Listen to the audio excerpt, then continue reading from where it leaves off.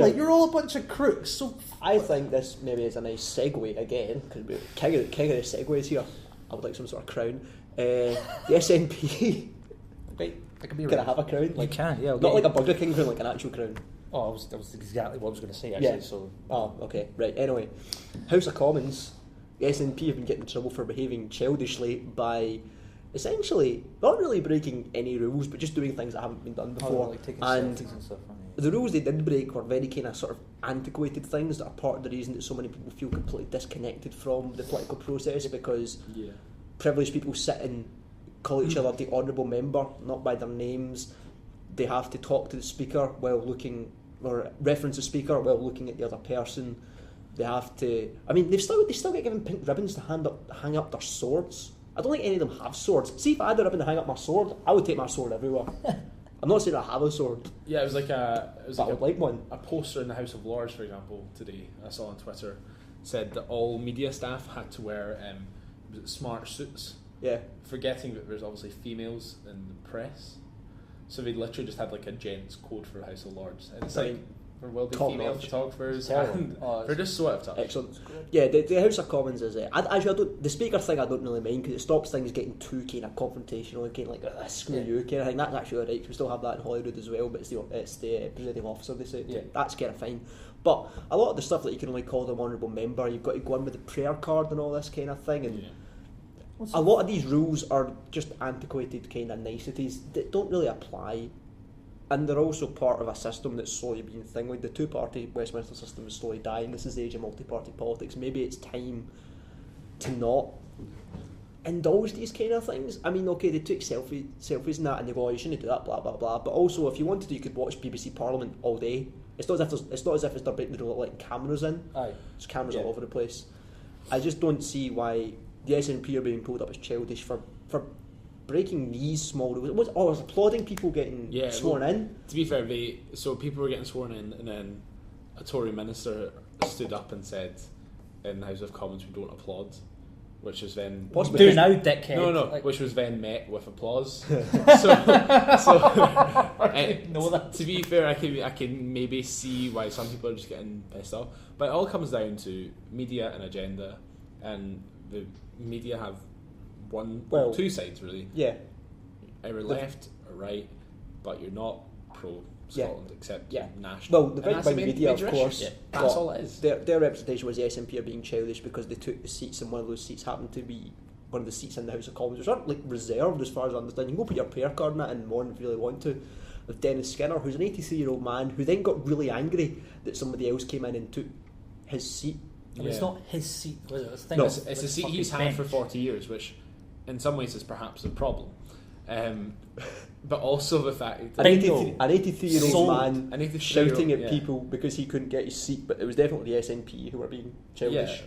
Well, according to the media, yeah. Well, certain wings of the media. The main reason for this is because the SNP, the way that it's worked, they can't really get on the front bench despite being the third biggest party. So they've had to like sit behind like Labour MPs or Conservative MPs, which is quite awkward. Chairs. No, there's not even enough chairs in the House for everybody who's a member. No, we've literally just had to sit behind them all, like kind of all over the shop, which is the issue. And they're just wanting the front bench because when the Lib Dems were the third biggest party, they had a front bench themselves. And it's just kind of creating a bit of havoc. But because of this havoc, we're like, oh my god, look at these unwashed jocks coming down and Dennis Skinner ruining everything. Does a retort not every year, but most years with the Queen's speech. And he was too exhausted from those filthy nationalists to think of one this year. That is a problem here. Well, he's an idiot. Rather than running a country, he couldn't think of a retort. He's an idiot.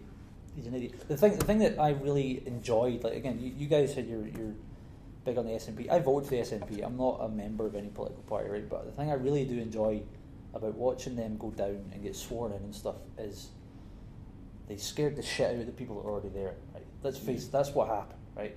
And things like applauding after folk get sworn in, or what's that? Forget her name now. The youngest, Mary Black, right? Her Twitter account is just full of calling people dicks because they're dicks. Well, to be fair, from when she's like 15. So what? But so what? It's brilliant. I'm not getting at her at all. I think it's fucking fantastic. Just like if I don't think she's doing that now.